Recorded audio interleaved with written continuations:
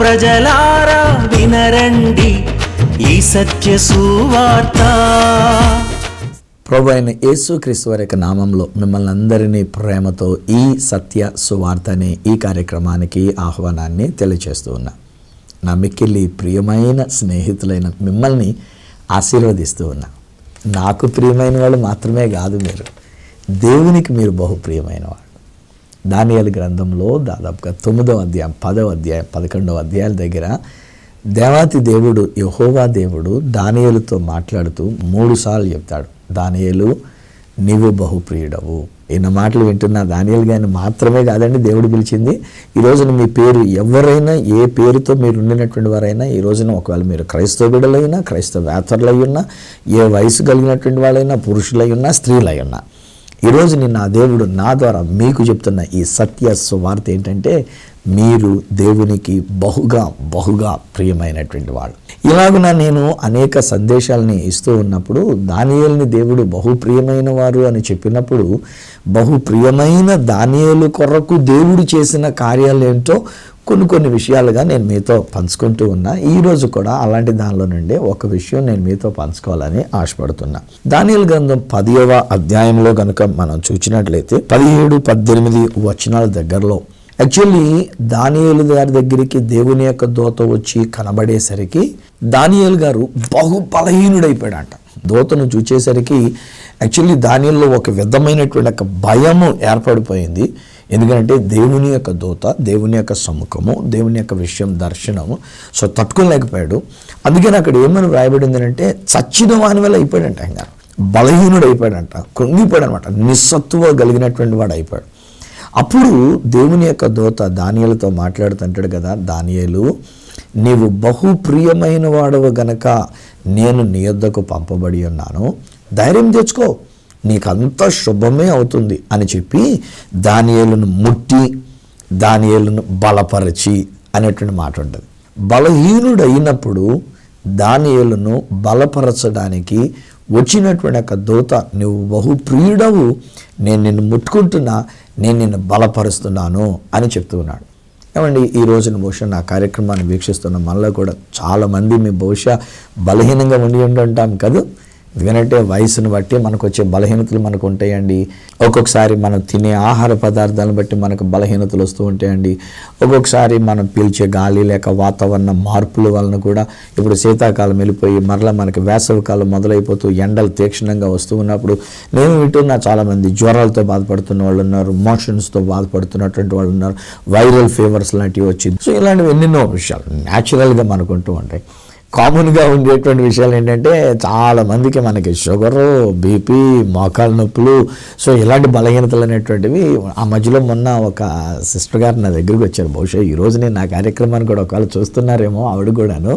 కానీ వారు మాట్లాడుతూ అన్నారు, అయ్యా నాకు ఇజ్రాయెల్ దేశం రావాలందండి, కానీ నాకు మోకాలు నొప్పులు అండి, నడవడం చాలా కష్టమైపోతుందండి, ఎట్లయినా నేను రావాలనుకుంటున్నానండి. నేను ఒకసారి నడమన్నా ఆవిడని, కొంచెం ఏదో పర్లేదులేండి నడిచారు. నేను తప్పకుండా ఈ మాత్రం నడిస్తే మీరు నడిచేయగలరులేమా, కలవరపడ తప్పకుండా రండి, నేను ఉంటాను, తీసుకొని వెళ్తాను. సో న్యాచురల్లీ మనమందరం కూడా బలహీనతలు అనేటువంటివి ఎదుర్కొంటూ ఉంటాం. కానీ ఈరోజు దేవుని యొక్క వాక్యాన్ని బట్టి నేను పంచుకుంటున్న మాట ఏంటంటే, నేను ప్రార్థన చేస్తాను కనుక దేవుడు మిమ్మల్ని బలపరుస్తాడు అని చెప్పట్లే. నా ప్రియ స్నేహితులు జాగ్రత్తగా ఆలకించండి. మీ కొరకు ప్రార్థన చేయడానికే నేను వచ్చినా, మరి కాసేపడిన తర్వాత నేను ముగింపులోకి వచ్చినప్పుడు మీ కొరకు నేను ఎట్లా ప్రార్థన చేస్తాను నాకు తెలుసు. నా దేవుడు నా ప్రార్థన ఆలకించి ఉన్నారు. ఆ ప్రభు మీకు కావలసిన స్వస్థత ఇచ్చి ఉన్నారు. ఇస్తారు కాదు, మైండ్ మై లాంగ్వేజ్, నేను ఎట్లాంటి లాంగ్వేజ్ వాడుతున్నానో అది కూడా మీరు గమనించుకోవాలి. నా సువార్త ఏంటంటే, దేవుడు ఆల్రెడీ కార్యములను చేసేశారు, దేవుడు ఆల్రెడీ మనల్ని బలపరిచేశారు. నేను ప్రార్థన చేయకముందే నా ప్రార్థన దేవుడు ఆలకించేశారు. నేను ప్రార్థన చేయకుండానే దేవుడు మిమ్మల్ని స్వస్థపరిచేశారు, మిమ్మల్ని బలపరిచారు. ఇదండి సువార్త.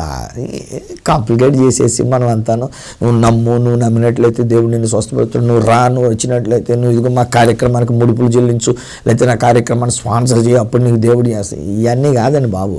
ఈరోజు మీరు ఎవరైనా సరే, ఈరోజు నేను చెప్తున్నా, ఏ వయసులో ఉన్నటువంటి వారైనా సరే, ఒకవేళ ఎటువంటి బలహీనమైన స్థితిలో మీరు ఉన్నప్పుడు కానీ సరే, ఈ దినం నా ద్వారా దేవుడు మీకు చెప్తున్న ఈ సత్య వార్త ఏంటంటే, మీరు దేవునికి బహు ప్రియమైన వారు కనుక ఆయన మిమ్మల్ని ముట్టుకుంటూ ఉన్నాడు, ఆయన మిమ్మల్ని బలపరుస్తున్నాడు.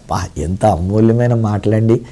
ఒకనొక సమయంలో ప్రభు అయిన యేసుక్రీస్తు వారి లోకంలో మానవుడిగా ఉన్నటువంటి ఒక దినాలలో ఓ చర్చిలోకి వెళ్ళారు. అంటే సమాజ మందిరం అంటారు వాళ్ళు దాన్ని. సో అలాంటి సమాజ మందిరంలోకి వెళ్ళి ఆయన వాక్యాన్ని బోధిస్తున్నారు. అక్కడ ఒక స్త్రీ ఉందంట. ఆమెను చూచి ఆమెను రమ్మని పిలిచారు. ఒకసారి ఇలాగే నేను కూడా గుడిలోకి వెళ్ళి మాట్లాడుతూ ఉన్నానండి. నేను అందరూ లేచి నిలబడి ఆరాధన చేద్దామని అంటూ ఉన్నా. అందులో ఒక ఆవిడ లెగట్లే.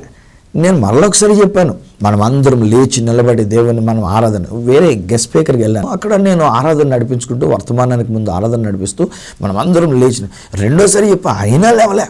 ఇంకా నాకు లోపల బీపీ పెరిగిపోతుంది. ఒక పక్కనే ప్రసంగాన్ని సిద్ధపడుతూ నేను ఆరాధన నడిపిస్తున్నాను, కానీ నాకు లోపల బీపీ పెరిగిపోతుంది. ఈ మనిషి ఎంత చెప్పినా లేవట్లేదు, ఎంత మూర్ఖంగా కూర్చుందో చూడని చెప్పేసి అనుకొని మళ్ళొకసారి మూడోసారి మళ్ళా చెప్పానమాట. ప్రతి ఒక్కరూ ఒక్కరు కూడా మనం అలా కూర్చొని ఉండదు, మనం లేచి నిలబడి మనం ఆరాధన చేద్దామని చెప్పేసి అంటే కూడా లేగలే. సరే, మొత్తానికి ఎలాగో దేవుని నడిపింపుని బట్టి ఆయన కృపచేత, నా మంచితనం కాసమండి, నాకైతే కోపం వచ్చింది బాగాను, కానీ ఆయన కృపచేత ప్రసంగం అయిపోయింది. ప్రసంగం అయిపోయిన తర్వాత మళ్ళీ అందరికీ ప్రార్థన చేయడానికి అని చెప్పేసి అడిగితే అందరూ వస్తున్నారు, ఈవిడ రావట్లే.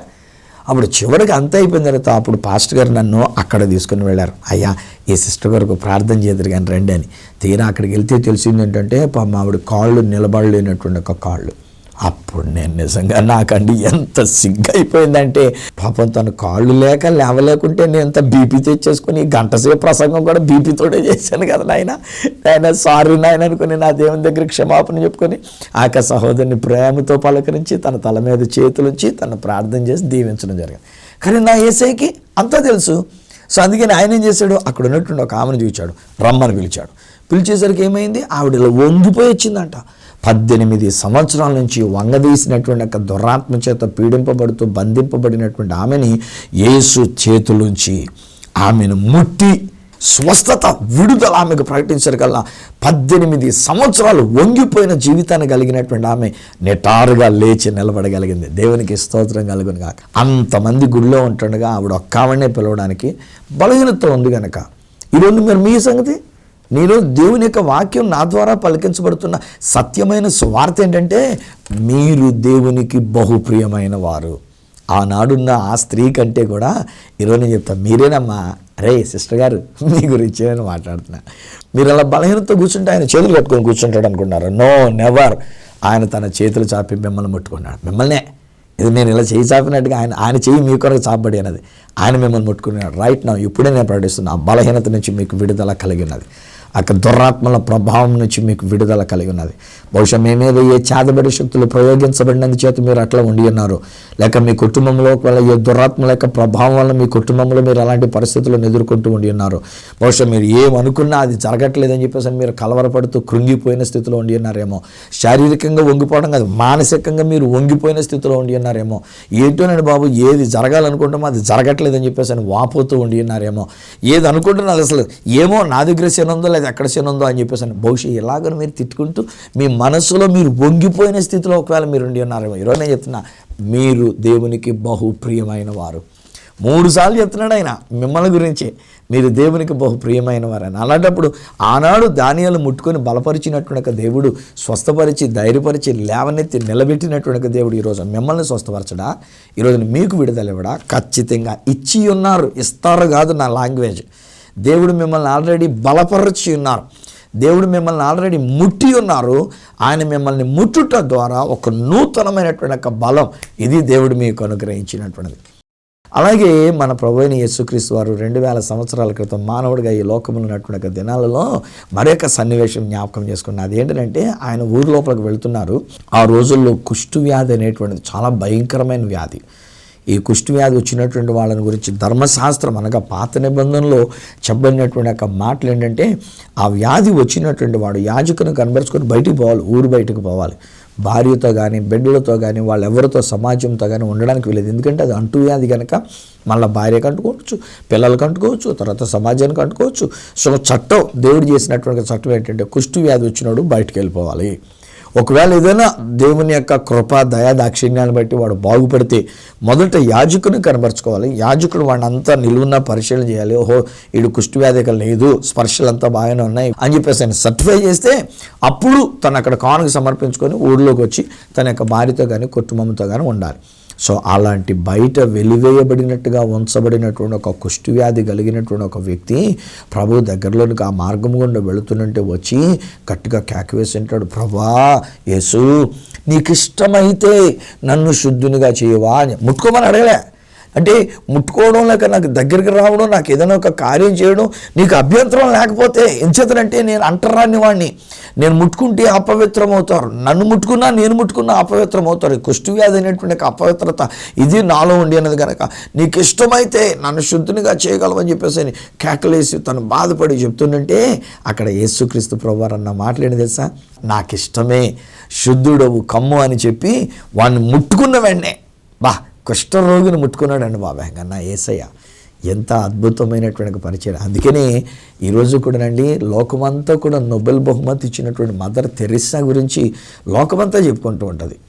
ఆమె రసికారుతున్న కురుపులతో ఉన్నటువంటి ఒక పిల్లల్ని, కురుపులతో ఉన్నటువంటి ఒక కుష్ఠవ్యాధి కలిగినటువంటి ఆమె చేతులతో కడిగి శుభ్రం చేసి మందు రాసి చిన్నపిల్లలైతే వాళ్ళని ఎత్తుకొని వాళ్ళని తీసుకొని వెళ్ళి తన దగ్గర ఉన్నటువంటి ఒక ఆశ్రమంలో పెట్టుకొని ఆమె చేసిన పరిచర్య. అందుకండి ఈనాటి భారతదేశమే కానీ లేక ప్రపంచమే కానీ ఆవిడ యొక్క సేవలను గుర్తించి మదర్ తెరెసా అనేటువంటి రీతిగా ఒక అద్భుతమైనటువంటి ఆ మాట, ఆ బిరుదు ఆ తల్లిగారికి ఇవ్వటం అనేటువంటి జరిగింది. యేసు మన హృదయంలో ఉండి ఉన్నాడు. అందుకని ఈరోజున మేము కూడా ఎక్కడైనా మేము వెళ్ళినప్పుడు మేము ఏం చేస్తామంటే చేతులోంచి మేము ప్రార్థన చేస్తూ ఉంటాం. ఒక్కొక్కసారి కొంతమంది ఏం చేస్తామంటే ముట్టుకున్నట్టుగా ముట్టుకొని వెనక్కి వెళ్ళిపోయి గబగబా లిక్విడ్ అయితే రాసేసుకొని చేతులు కడిగేసుకుంటాం. అంత అక్కర్లే నాకు సీను. ఈరోజు నేను ఎయిడ్స్ ఉన్నటువంటి వ్యాధిగ్రస్తుల దగ్గరికి వెళ్తే ముట్టుకొని ప్రార్థన చేస్తాను, అభ్యంతరం లేదు. ఒకవేళ ఏదైనా వ్యాధి బలహీనతలు ఉన్నటువంటి వాళ్ళు ఉంటే ఒక్కొక్కసారి అక్కడ చేయమేమని వాళ్ళు కోరుకుంటే ఈవెన్ ఆ కురుపు దగ్గర లేక దెబ్బ తగిలిన దగ్గర చేయి వేసి ప్రార్థన చేయడం నాకు అభ్యంతరం లేదు. ఆ తర్వాత మళ్ళీ చేయి వేసినట్టు అక్కడ వేసినట్టు వేసి మళ్ళీ వెనక్కి వచ్చిన తర్వాత ఎప్పుడంలా ఫీల్ అయిపోయి మళ్ళీ దాన్ని చేసి అంత లేదు. ఎందుకంటే వాళ్ళు దేవునికి బహు ప్రియమైనటువంటి వారు. ఒకవేళ గాయాలున్నా బలహీనత ఉన్నా ఈవెన్ కుష్ఠవ్యాధి ఉన్నా నా యేసయ్య చేసిన పని ఏంటంటే వాడిని ముట్టుకొని, వాడిని ఎప్పుడైతే ముట్టుకున్నాడో యాక్చువల్లీ జరిగే చట్ట ప్రకారమైనటువంటి విషయం ఏంటంటే ఆ అపవిత్రమైనటువంటి కుష్ఠవ్యాధి కలిగినటువంటి వాడు ముట్టుకున్నా లేక ఎవరన్నా వెళ్ళి ఒకవేళ వాడిని ముట్టుకున్నా ఈ ముట్టుకున్న వాళ్ళు మొట్టమొదటి అపవిత్రులు అయిపోతారు. వాడితో పాటు వీళ్ళు కూడా అపవిత్రులు అయిపోయినట్లు లెక్క. కొన్ని రోజుల పాటు వాళ్ళ కడగా నుండి ఆ తర్వాత స్నానం చేసి శుభ్రంగా ఆచరించి ఆ తర్వాత ఊళ్ళోకి వాళ్ళు రావాల్సినటువంటి పరిస్థితి. కానీ నా యేసయ్యను ముట్టుకునేటువంటి అపవిత్రమైనటువంటి వాడిని నా యేసయ్య ముట్టుకున్నప్పుడు నా యేసయ్య అపవిత్రుడు కాలే, దానికి బదులుగా అపవిత్రమైనటువంటి కుష్ఠు వ్యాధి కలిగినటువంటి వాడు తన కుష్ఠు వ్యాధి తొలగిపోయి వాడు శుద్ధుడై ఉన్నాడు. ఈరోజు నేను చెప్తున్నా, ఒకవేళ ఏ వ్యాధితో మనం ఉండి ఇప్పుడు కుష్ఠవ్యాధి లేదులేండి, ఇప్పుడు ఈరోజు ఆల్మోస్ట్ కుష్ఠవ్యాధి నివారణ అంటే దాన్ని బ్యాన్ చేస్తారు, అక్కడితో ఇంకా ఆగిపోయింది. బాగుపడ్డం అనేటువంటి జరగవచ్చు, జరగకపోవచ్చు. ఒకవేళ చేతులు కాళ్ళు శుభ్రంగా ఉండొచ్చు, ఉండకపోవచ్చు. కానీ బట్ కుష్ఠవ్యాధి స్ప్రెడ్ అయ్యేటువంటి పరిస్థితి లేకుండా చేసామని చెప్పేసి అని కొన్ని స్వచ్ఛంద సంస్థలు అయినటువంటి వాళ్ళు దాన్ని కంట్రోల్ చేసామని చెప్పేసి అన్న రిపోర్ట్లు వాళ్ళు చెప్తూ ఉన్నారు. కానీ ఈరోజు నేను అంటాను, బహుశా కుష్ఠవ్యాధి కంటే ఘోరమైనటువంటి పాపం అనే వ్యాధి ఒకవేళ మనం కలిగి ఉన్నామేమో కాదు, పాప రోగముతో ఒకవేళ మనం పీడింపబడుతున్నామేమో కాదు. చాలామంది వాళ్ళ యొక్క జీవితాల్లో ఈరోజు నేను చూస్తున్నప్పుడు చాలా సునాయాసంగా పాపం చేసేస్తున్నారు, చాలా తేలిగ్గా పాపంలో జీవించేస్తున్నారు. మళ్ళీ ఏమి ఎరగనట్టుగా చాలా మంచి భక్తుల్లాగా అన్నట్టుగా పైకి కనబడుతున్నారు. లోపల హృదయంతరంగంలో ఒక క్యాన్సర్ పుండులాగా ఆ విషయం బయటికి తెలిసేటంత వరకు అబ్బో పెద్ద దొరలేంగాను, అబ్బో ఎంత పెద్ద ఇదిగానో వాళ్ళ గురించినటువంటి విషయాలకు వెళ్ళవలసి వస్తాయి. కానీ లోపల క్యాన్సర్ పుండులాగా తినేస్తున్నటువంటి ఒక పాప రోగం అనేటువంటిది ఒకవేళ మనం కలిగి ఉంటే ఈరోజు నేను చెప్తున్నా, నీవు దేవునికి బహు ప్రియమైన వ్యక్తివి. ఈరోజు నువ్వు తప్పు చేసినంత మాత్రం నిన్ను పక్కన నెట్టేయడంలే. ఈరోజు మనం పొరపాట్లు చేసినంత మాత్రాన్ని, పాపం చేసినంత మాత్రాన్ని చిచ్చి నువ్వు అంటరాని వాడివి నేను ముట్టుకోనని చెప్పేసి అని ఆయన ముట్టుకోకుండా విడిచిపెట్టట్లే. ఆనాడు బహుప్రియుడని సెలవిచ్చినటువంటి దానియేలు విషయంలో దేవుడు తన చేయి చాపి ముట్టుకొని అతను బలపరిచినటువంటి రీతిగానే కుష్ఠవ్యాధి కలిగినటువంటి వాడిని ముట్టుకొని అతన్ని శుద్ధిగా చేసినటువంటి ప్రకారంగానే ఈరోజు నా ప్రభు నీ కొరకే చేతులు చాపాయని పిలుస్తున్నాడు. రా, ఒకవేళ పాపంలో ఉండి ఉన్నావా, పాప రోగంలో ఉండి ఉన్నావా, ఒకవేళ నువ్వు బలహీనమైపోయిన స్థితిలో ఉండి ఉన్నావా. ఆ మధ్యలో నేను వింటూ వచ్చినాను కదా, ఒకరంట ఇలాగే మంచి ఆరోగ్యంగా ఉంటుండేటువంటి వారు కానీ సడన్గా సన్నం అయిపోయారంటే వాళ్ళు ఏంటి అని చెప్పేసానంటే అబ్బాయి లేదండి నేను వేరే ఏదోలో నేను డైటింగ్లో అలాంటి దానిలో ఉన్నానని చెప్పేసి అన్నారు. కానీ కొంతమంది యొక్క జీవితంలో నేను చూసినప్పుడు వారి యొక్క పాపము వారిని పట్టుకున్నప్పుడు వారి యొక్క పాపం వలన వచ్చినటువంటి ఒక రోగము వారిని బక్క చిక్కుపోయేటువంటి రీతిగా చేస్తూ ఉన్నటువంటిదేమో. పూర్తిగా బయటపడేటంత వరకు దాని గురించి మనం తెలుసుకోలేము. కానీ ఈరోజు నేను అంటున్న పాపం పట్టుకుంటుంది ఖచ్చితంగాను.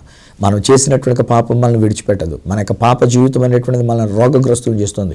ఈనాడు మన భారతదేశంలో అనేక మంది ఆ యొక్క పాపం వలన వచ్చేటువంటి ఒక భయంకరమైనటువంటి ఒక వ్యాధులకు గురై బక్కచిక్కుపోయినట్టుమైపోయి ఒక ఆరోగ్యాన్ని క్షీణింపజేసుకొని బక్కగా సన్నంగా తయారైపోయి బలహీనమైనటువంటి వారుగా తయారైపోయి అది ఏదైనా కారణం కావచ్చు.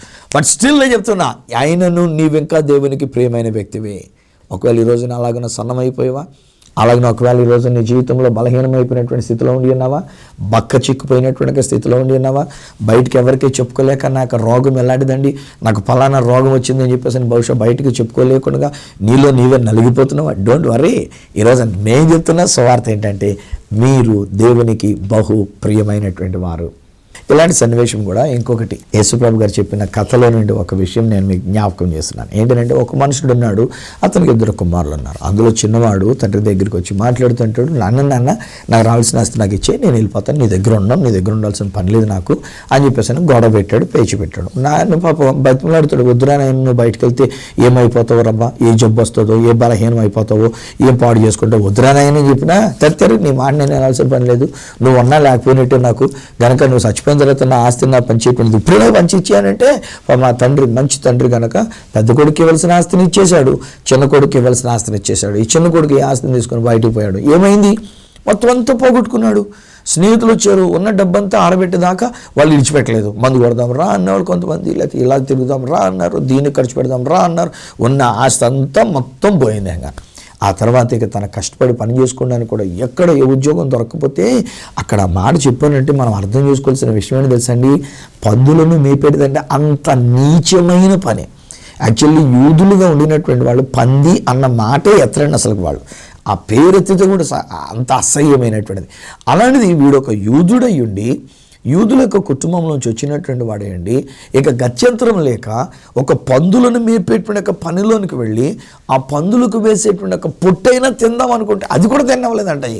అప్పుడు బుద్ధి వచ్చింది. ఆడికి బుద్ధి వచ్చేసరికి తిండి లేక సన్నం అయిపోయి ఉంటాడు. ఇంకా బహుశా ఫాస్టింగ్లు చేసిపోయి ఇక తినడానికి తిండి లేక పస్తులు ఉండినటువంటి వాడే ఎలాంటి బక్క చిక్కుపోయినటువంటి వాడయ్యాడు. వస్త్రాన్ని పోగొట్టుకున్నాడంట. కుమారత్వపు వస్త్రం లేదు, అది తాకట్టు పెట్టేసి ఉంటాడు ఎక్కడో. బహుశా తనకున్నటువంటి ఒక అంగి, తనకున్నటువంటి ఒక వస్త్రం కూడా చింపిరి జుట్టు అయిపోయి ఉంటుంది, బక్కగా అయిపోయి ఉంటాడు, ఆకారం పాడైపోయింది. అప్పుడు బుద్ధి వచ్చి అనుకుంటాడు, నా తండ్రి దగ్గరికి నేను వెళితే అక్కడ పనోళ్ళు కూడా కాస్త భోజనం దొరుకుతుంది కనుక అక్కడికి వెళ్తే కనీసం భోజనం అన్నా దొరుకుతుంది, కుమారుడిగా వెళ్ళను నేను, ఓ పనోడిగా వెళ్తాను అనుకొని తన భోజనం కొరకు కక్కురుతు పడి అక్కడ తిండి లేక మలమల మాడిపోతూ బక్క చిప్పోయి డొక్కల్లో లోపలికి కట్టి వెళ్ళిపోయి కడుపు లోపలికి వెళ్ళిపోయి పశువాడు నడవలేక నడుచుకుంటూ వస్తుంటే దూరం నుంచి చూచినటువంటి ఒక తండ్రి చూసి అనుకోండి, రే వస్తున్నటువంటి వాడు నా కొడుకులాగానే ఉన్నాడే, వాడు నడక బక్క చిక్కిపోయినట్టుగా నడుస్తున్నా అన్న కొడుకులాగా ఉన్నాడే అనుకొని పొరగెత్తుకుంటూ వెళ్ళాడు. వాని మెడ మీద పడి బోల్డ్ ముద్దులు పెట్టుకున్నాడు. మామూలుగా మనకు బైబిల్ ఉందంటే మెడ మీద పడి ముద్దు పెట్టుకొని ఉంటుంది. కానీ ఒక రోజుని మన అనిల్ కుమార్ గారి యొక్క సత్యమని అనగా రాజశేఖర రెడ్డి గారి యొక్క కుమార్తె ఆమె మాట్లాడుతూ షర్మిల అంటుంది, ముద్దులే ఇంకా అనేకమైన ముద్దులు పెట్టేశాడంట, ఖాళీ లేకుండా ముఖం అంతా ముద్దులతో పెట్టేశాడంట. గాను ఎందుకంటే తండ్రి ప్రేమ అలాంటిది కనుక. నీవు దేవునికి బహు ప్రియమైన కుమారుడు. ఈ రోజున ఒకవేళ వస్త్రహీనుడిగా ఉన్నా, ఈ రోజున ఒకవేళ బలహీనమై బక్క చిక్కిపోయిన రీతిలో ఉన్నా, ఒకవేళ నీకున్నదంతా నువ్వు పోగొట్టుకుని ఉన్నా, పందులతో తిరిగి వచ్చినా, నువ్వు పంది వాసన అన్నటువంటిది ఒకవేళ వస్తున్నా, ఒకవేళ మన యొక్క జీవితంలో ఎలాంటి కంపు కొట్టేటువంటి జీవితం మనకున్నా, ఈరోజు నా దేవుడు మనల్ని మాత్రం తృణీకరించట్లే. నా దేవుడు ఆయన పరిగెత్తుకొని వస్తున్నాడు, ఆయన నిన్ను కౌగలించుకున్నాడు, ముద్దుల మీద ముద్దులు పెడుతున్నాడు. అబ్బా వాసన వస్తుందిరా బాబు వీడి దగ్గర, ఆ ఫీలింగే చూపించట్లేదు మాత్రం కూడా. గబగబ అంటాడు కదా, ప్రశస్తమైన వస్త్రం తీసుకురండి, వీనికి తొడగండి, వీని చేతికి ఉంగరం పెట్టండి, కుమారుడి అనే అధికారాన్ని చూపించండి, సమాధాన సువార్త వలన ఆయన సిద్ధ మనసు అనేటువంటి జోడు, వీడికి నాకు సమాధానమే తప్ప మా ఇద్దరి మధ్యలో గొడవ లేదు, మధ్యలో ఎవడో పొల్లెట్టడానికి వెళ్ళలేదు, తండ్రి కొడుకుల మధ్యలో గొడవలెట్టడానికి వెళ్ళలేదు, మా మధ్యలో గొడవలెట్టడానికి వెళ్ళలేదు కనుక సమాధానం అనే జోడు పెట్టండి అని చెప్పి క్రొవ్విన దూడను వధించి మంచి విందు చేసుకుందాం, పండగ చేసుకుందాం. ఎందుకంటే చనిపోయిన నా కుమారుడు తిరిగి మళ్ళీ దొరికాడు, తప్పిపోయిన నా కుమారుడు తిరిగి మరలా వచ్చినాడని చెప్పేసి అని ఎంత సంతోషంగా చేసుకున్నాడండి. కారణం వాడు ఏమైనా మంచివాడుకున్నాడా? పెద్ద కొడుకు ఇంటికాడ ఉన్నాడు, బుద్ధిగా ఉన్నాడు, తండ్రితో పాటు ఉండి ఉన్నాడు. కానీ చెడిపోయి బక్క చిక్కుపోయి బలహీనుడైపోయి బహుశా ఏ పరిస్థితుల చేత దేవునికి దూరం అయిపోయి పాపం అనేటువంటి ఒక రోగము చేత పీడింపబడుతూ తండ్రి దగ్గర ఉండేటువంటి ఒక కుమారత్వాన్ని కోల్పోయి వస్త్రహీనుడైపోయి వచ్చినటువంటి వాడిని సైతము నా దేవుడు అంటాడు కదా, I love you so much, నువ్వు నాకు బహుప్రియమైన కుమారుడు. కావుగలించుకున్నాడు, ముద్దు పెట్టుకున్నాడు, అంగీ వేశాడు, వస్త్రాన్ని తొడిగాడు, ఉంగరాన్ని తొడిగాడు, చెప్పులు తొడిగాడు, మంచి విందు చేసుకుంటున్నాడు. ఎస్, ఈరోజు నా సువార్త ఇది. ఒకవేళ ఎవరు ఎలా అనుకున్నా ఐ డోంట్ కేర్ కానండి, ఇలా నేను చెప్తున్నా, బహుశా నువ్వు ఎంత చెడిపోయినప్పటికీ, ఒకవేళ మీరు ఎంత పాపంలో జీవిస్తున్నప్పటికీ, రహస్యముగా నువ్వు పాపంలో జీవిస్తున్నారో లేక ఒకవేళ బాహటంగానే మీరు పాపంలో జీవిస్తున్నారో, ఎటువంటి ఘోరమైనటువంటి ఒక స్థితిలో ఉండి ఉన్నారో, మీ పాపము మిమ్మల్ని పట్టుకొని ఉన్నదో, మీ పాపం మిమ్మల్ని బలహీనపరిచినదో, పరిస్థితులు మిమ్మల్ని బలహీనపరిచినాయో, లేక ఏ విషయాల ఒకవేళ మిమ్మల్ని బలహీనపరిచినాయో, మీరు మానసికంగా బలహీనమై ఉన్నారో, శారీరకంగా బలహీనమై ఉన్నారో, మీ ఆధ్యాత్మిక జీవితంలో పాపం అనేటువంటి రోగం చేత బలహీనమై ఉన్నారో, ఈ దినం నేను పాటిస్తున్న ఈ సత్య సువార్త ఏంటంటే, మీరు దేవునికి బహు ప్రియమైన వారు. ఇది నా దేవుడు అంటున్నాడు కదా, నేను నిన్ను ముట్టి బలపరుస్తాను రా, నీ వ్యాధిని నేను తీసివేస్తాను, దురాత్మ నుంచి నేను నీకు విడుదల ఇస్తాను, నీ పాపం అనే రోగాన్ని తీసివేసి నీకు కావలసినటువంటి ఆత్మీయ బలమును నేను నీకు అనుగ్రహిస్తానని ఇది నా దేవుడు సెలవిస్తున్న మాట. పౌలు భక్తుడు ఒకనొక సమయంలో ఆయన కూడా మాట్లాడుతుంటాడు కదా, తనకు ఒక ముళ్ళు ఉన్నప్పుడు ఆ ముళ్ళు విషయమై ముమ్మారు దేవునికి ప్రార్థన చేస్తాడు, దేవుడా ఈ ముళ్ళు తీసేనైనా అదేమైనా ఉండొచ్చు. ఈరోజు I don't know whether it is నిజంగా తనకు భార్యనో లేకపోతే తనకు ఒక కడుపు నొప్పి అనేటువంటి ముళ్ళో లేకపోతే మరేమో నాకు తెలియదు. కానీ ఒకటి మాత్రం బైబిల్లో ఉన్నటువంటి ఒక మాట ఏంటంటే, తనకు ఒక ముళ్ళు ఉంది, సో ఆ ముళ్ళు తీసేయాలని అడిగాడు. కానీ దేవుడు ముళ్ళు తీయలే.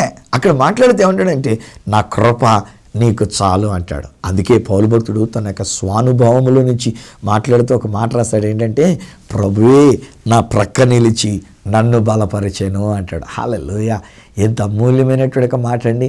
ప్రభువే నా ప్రక్క నిలిచి ఆయన నన్ను బలపరిచినాడు. ఈరోజు నేను చెప్తున్నా, అమ్మారే మీ దగ్గర ప్రభు నిలబడ్డారు, మీ ఇంట్లో ప్రభు నిలబడ్డారు, మీ దగ్గరికి వచ్చారు ప్రభువారు. నేను మీ ఇంట్లోకి టెలివిజన్ ద్వారా వచ్చినట్లుగానే నాకంటే ముందుగానే ప్రభు అయిన యేసుక్రీస్తు వారి ఇంట్లోకి వచ్చారమ్మా. మీ దగ్గర ఉన్నారా, మీ పక్కన ఉన్నారా, చూసుకోండి ఒకసారి, మీ ప్రక్కన ఉండి ఉన్నారు. మీరు దేవునికి బహు ప్రియమైన వారు కనుక మీరు అడగకుండానే మీ ఇంటికి వచ్చేసారు. అది దేవుని యొక్క గొప్పతనం. ఈరోజు మనమేమనుకుంటామంటే, పిలవని పేరెంటలాగా నేను ఎందుకు వస్తాను అని చెప్పేసి నేను కూడా ఒకసారి భీష్మించుకుపోవచ్చు. వాళ్ళు పిలవనప్పుడు నేను ఎందుకు వెళ్ళాలి, వీళ్ళ దగ్గరికి ఒకవేళ నేను ఇజ్రాయెల్ దేశం తీసుకెళ్ళినప్పుడు ఇన్ని రోజులు 10 రోజుల పాటు వాళ్ళకి ఎంత వాక్యాన్ని చెప్పినా నేను ఎందుకు వెళ్ళాలని చెప్పేసి ఒక్కోసారి నేను భీష్మించుకుపోవచ్చు. కానీ నా యేసే అలా కాదు, ఆయన నీ ఇంట్లోనికి వచ్చినారు, నీ ప్రక్కనే నిలబడినారు. ఎందుకనంటే నీవు ఆయనకి బహుప్రియమైన వ్యక్తివి కనుక నిన్ను ముట్టి నిన్ను బలపరచడానికి. ఈరోజు నేను ధైర్యం తెచ్చుకునండి. ఎటువంటి వ్యాధి, ఏ వ్యాధి ఒకవేళ మీరు ఉన్నప్పటికీ, ఒకవేళ అపవాది చేత కలిగిన వ్యాధి అయ్యున్నా, శారీరకంగా వచ్చినటువంటి వ్యాధి అయ్యున్నా, పాపం వల్ల వచ్చినటువంటి ఆత్మ సంబంధమైనటువంటి వ్యాధి అయ్యున్నా, నువ్వు బలహీనమైనప్పుడు ఆ దేవుడు చెప్తున్న మాట ఏంటంటే, నీవు నాకు బహు ప్రియమైన వ్యక్తివి, నేను నిన్ను కౌగలించుకుని ఉన్నా, నేను నీకు ముద్దు పెట్టి ఉన్నా, నీ ప్రక్కనే నేను నిలబడి ఉన్నా, నేను నిన్ను ముట్టి నేను నిన్ను బలపరుస్తున్నా, నేను నిన్ను ముట్టి నిన్ను స్వస్థపరిచి ఉన్నా, నేను నిన్ను ముట్టి నీకు విడుదలనిచ్చి ఉన్నా. ఇక మీదట ఆ దురాత్మలు కానీ అపవిత్రాత్మలు కానీ చేతబడి శక్తులు కానీ ఏ రోగము కానీ ఏ పరిస్థితి కానీ చివరికి ఏ పాపము కానీ మిమ్మల్ని ముట్టజాలదు. ఎందుకనంటే మీరు దేవునికి బహు ప్రియమైనటువంటి వారు. తండ్రి నీకు వందనాలు, నీకు స్తోత్రాలు. ఎంత మంచి దేవుడునైనా. మేము నిజం చెప్పాలంటే అంత మంచివాళ్ళం కాదు, మేము అంత పవిత్రులము కాదు నాన్న. మేము రోగముతో ఉన్నవాళ్ళం, బలహీనంగా ఉన్నవాళ్ళం, పడిపోయినటువంటి వాళ్ళం, పాపం అనే రోగముతో కూడా మేము ఉండి ఉన్నాం. క్యాన్సర్ లాగా అది బయటపడక మునుపు లోపల మమ్మల్ని తినేస్తున్నటువంటి రీతిగా అట్టి పాపాన్ని మేము ఎంటర్టైన్ చేస్తూ వచ్చినాం, పాపంలో మేము జీవిస్తూ వచ్చినాం. ఇది వాస్తవం. కానీ సత్యమైన సువార్త ఏమనగా, ఈ సత్య సువార్త ఏమనగా మీరు మమ్మల్ని పిలుస్తూ అంటున్నారు, మేము నీకు బహుప్రియమైన వాళ్ళమని మీరు చెప్పారు, నమ్ముతున్నాం. దానియేలు గారిని అన్నారు, అది దానియేలు గారికి మాత్రమే కాదు నాయన, ఈరోజు నా విషయంలో కూడా మీరు చెప్పారు, నన్ను మీకు బహుప్రియమైన వారుగా చేసి నన్ను ఎన్నో విషయాల్లో మీరు బలపరుచున్నారు, స్వస్థపరుచున్నారు.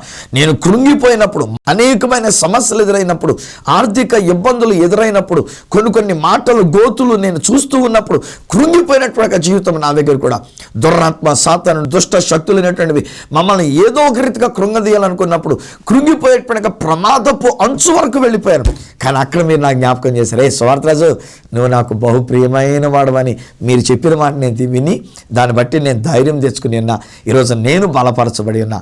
అందుకే వీరి ముందుకు నేను వచ్చి ఈ మాట చెప్తున్నా, నాయనా నేను మాత్రమే కాదు నాయనా, వీరు కూడా నీకు ప్రియమైన వారే కదా. మీరు చెప్పారు కదా మేమందరం కూడా నీకు బహుప్రియమైన వారమని. మరి ముఖ్యంగా ఈ ఇంట్లో ఉన్నటువంటి వీరు నాయన, బలహీనంగా ఉన్నటువంటి వీరు, శరీర బలహీనతతో ఉన్నటువంటి వీరు నాయన, ఒకవేళ మానసికంగా కృంగిపోయిన స్థితిలో ఉండినటువంటి వీరు, ఇప్పటికే సాతానుడి యొక్క దెబ్బలు తిని తిని తిని తిని వంగిపోయినట్టుగా ఉన్నటువంటి వీరి యొక్క జీవితంలో వారిని మీరు ముట్టి వారిని బలపరుస్తున్నందుకు నీకు వందనాలు, వారిని లేవనెత్తినందుకు నీకు వందనాలు. బిడ్డల వలన కలిగిన అవమానమే కానివ్వండి, జీవిత భాగస్వామ్యం వలన కలిగిన అవమానమే కానివ్వండి, లేక వారు ఉంటున్న చోట వారు ఎదుర్కొన్నటువంటి అవమానములే కానివ్వండి, వాటి నుంచి వారిని మీరు లేవనెత్తినందుకు నీకు వందనాలనైనా. ప్రతి వ్యాధి బలహీనతలు నీకు అసాధ్యమైనది ఏది లేదనైనా. ఆ రోజుల్లో కుష్టు వ్యాధిని బాగు చేసిన మీరు ఇప్పుడు ఎయిడ్స్ అనే వ్యాధిని కూడా మీరు బాగు చేయగలరు, HIV వ్యాధిని మీరు బాగు చేయగలరు. నాన్న వీరికి ఉన్నటువంటి ప్రతి వ్యాధి నుంచి వీరికి స్వస్థత ఇచ్చి వారిని ముట్టి లేవనెత్తినందుకు నీకు వందనాలు, బలపరిచినందుకు నీకు వందనాలు. ఒకవేళ ఏదైనా పాపం చేస్తుంటే తెలిసి తెలియకనైనా, ఒకవేళ బహిరంగంగానో రహస్యంగానో ఒకవేళ మేము ఇంకనూ పాపంలో జీవిస్తున్నట్లయితే దేవా, ఇది నేను మా పాప దోషములన్నీ కూడా తీసివేసి మమ్మల్ని కౌగలించుకొని మరి ఎక్కువ మమ్మల్ని ప్రేమించిన ఆయన, ముద్దుల మీద ముద్దులు పెట్టుకుని ఆయన మా దోషములన్నీ కూడా తీసివేసి నీకు ప్రియమైన కుమారులమని అందరికీ చెప్పేటువంటి విధంగా మమ్మల్ని ప్రేమించినందుకు నీకు వందనాలు. యేసు నామములో నేను పలుకుతున్నా.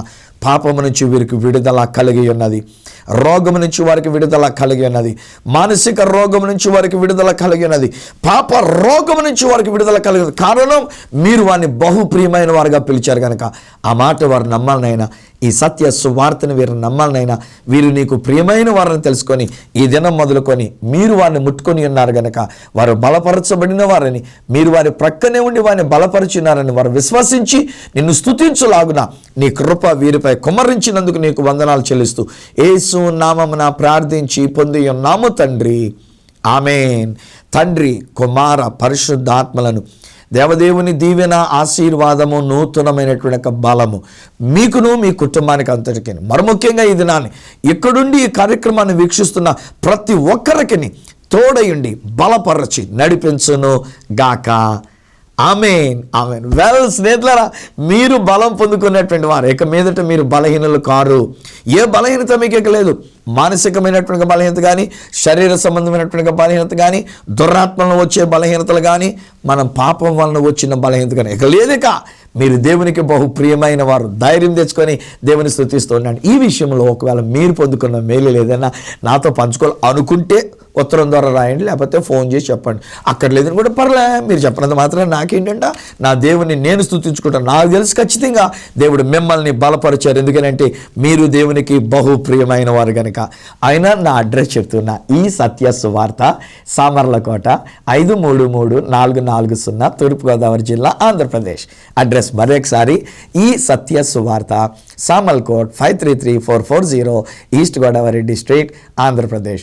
అప్పుడు ఒకవేళ నాతో మీరు ఫోన్లో మాట్లాడాలని కోరుకున్నట్లయితే నా ఫోన్ నెంబర్స్ 9848110907,